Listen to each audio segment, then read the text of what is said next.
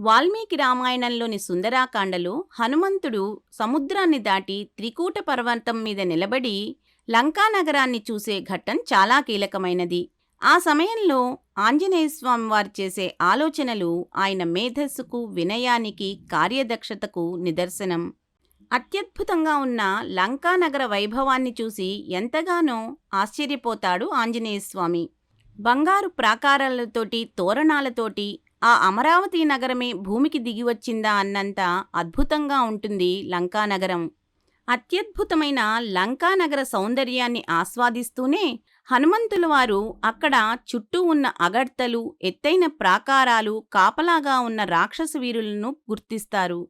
ఇంత కట్టుదిట్టంగా ఉన్న ఈ లంకానగరాన్ని జయించటం దేవతలకు కూడా సాధ్యమయ్యేలా లేదు అని భావిస్తారు. ఇంత పటిష్టమైన ఈ లంకానగరంలో అడుగుపెట్టటం ఎవరికైనా అసాధ్యం. ఒకవేళ పెట్టినా స్వాధీనం చేసుకోలేరు. ఈ రాక్షసులు మంచి మాటలకు లొంగరు. దానం ఇక్కడ పనిచెయ్యదు. భేదం అసలే వ్యర్థం. ఇక యుద్ధమే శరణ్యం.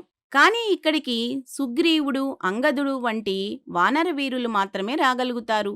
మిగిలిన వారు రాలేరు అని ఈ విధంగా విశ్లేషణ కొనసాగిస్తూ ఆంజనేయస్వామి ఇక్కడ కేవలం దూతగా వచ్చిన తనకు తొందరపాటు పనికిరాదని, బుద్ధిబలం ఉపయోగించాలని గుర్తిస్తాడు. ముందుగా నేను సీతాదేవి యొక్క జాడ తెలుసుకోవాలి. ఆమె క్షేమంగా ఉందో లేదో కనుక్కోవాలి. ఆ తరువాతే తదుపరి కర్తవ్యం గురించి ఆలోచించాలి. అందుకని లంకానగరంలోకి వెళ్లాలంటే ఈ విశాల దేహంతో తిరగటం మంచిది కాదు. ఆ క్రూర రాక్షసగణం కంట కనపడకుండా సీతాదేవిని అన్వేషించాలి అని అనుకుంటాడు ఆంజనేయస్వామి. సీతాదేవి జాడ కనుగొనడం కోసం హనుమంతుల వారు తన శరీరాన్ని పిల్లిపిల్ల పరిమాణానికి తగ్గిస్తారు. సూర్యుడు అస్తమించేదాకా వేచి ఉండి రాత్రి సమయంలో సీతాదేవి అన్వేషణ కోసం బయలుదేరుతారు. ఎంతో బుద్ధిబలంతో అడుగులు వేస్తున్న హనుమంతునికి కూడా అందమైన ఆ నగరాన్ని చూసిన సంతోషం, సీతాదేవి జాడ ఎలా ఉంటుందో అన్న బాధ, విచారంతో పాటు ఈ నగరంలోకి సామాన్యుడు అడుగుపెట్టడం ఎంతో కష్టంగా ఉంది.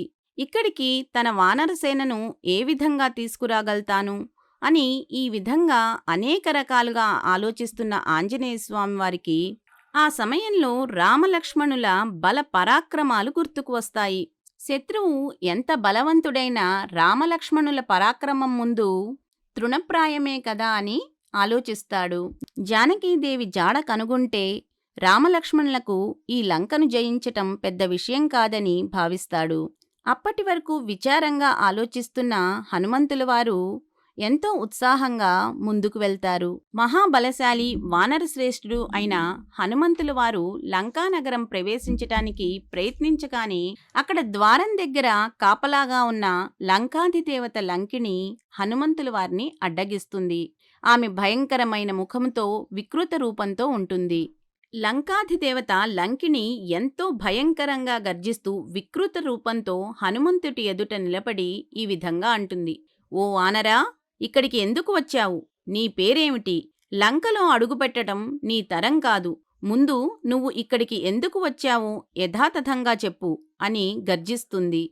అప్పుడు హనుమంతుడు ఎంతమాత్రమూ బెదరకుండా, "అసలు నువ్వెవరు? ఇంత వికృత నేత్రాలతో లంకా ద్వారం దగ్గరే నన్ను ఎందుకు భయపెడుతున్నావు" అని ప్రశ్నిస్తాడు.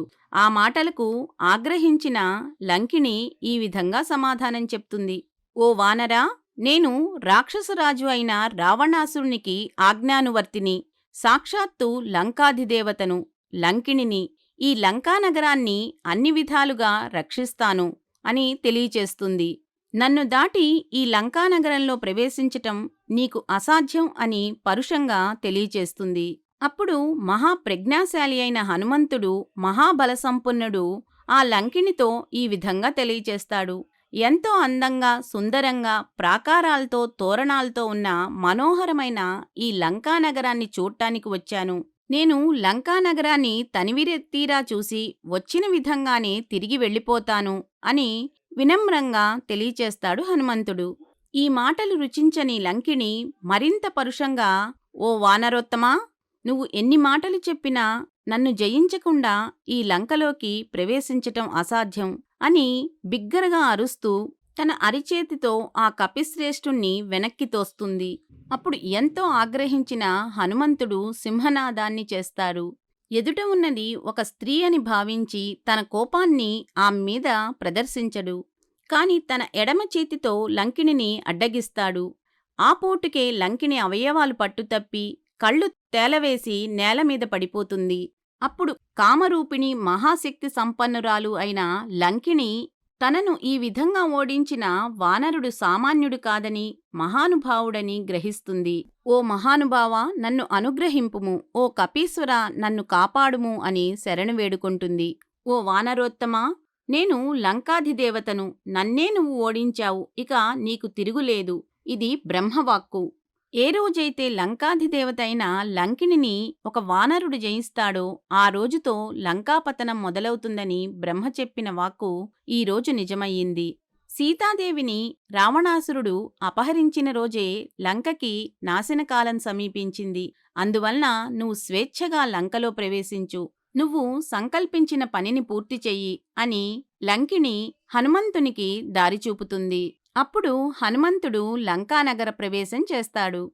ఈ ఘట్టంలో హనుమంతులు వారి విశ్లేషణా సరళి, స్త్రీల పట్ల చూపిన మర్యాద, ఆలోచనా విధానం మనకు సమస్యలను ఏ విధంగా అంచనా వేయాలో, ఏ విధంగా ప్రణాళికాబద్ధంగా ముందుకు వెళ్లాలో, ఎక్కడ బుద్ధిబలం ఉపయోగించాలి, ఎక్కడ పరాక్రమాన్ని ఎంతవరకు ఉపయోగించాలో తెలియచేస్తాయి. అది మానవాళి అందరికీ కూడా అనుసరణీయం, మార్గదర్శకం. జై Sriram. Like, share, subscribe to Sadara Kasepu.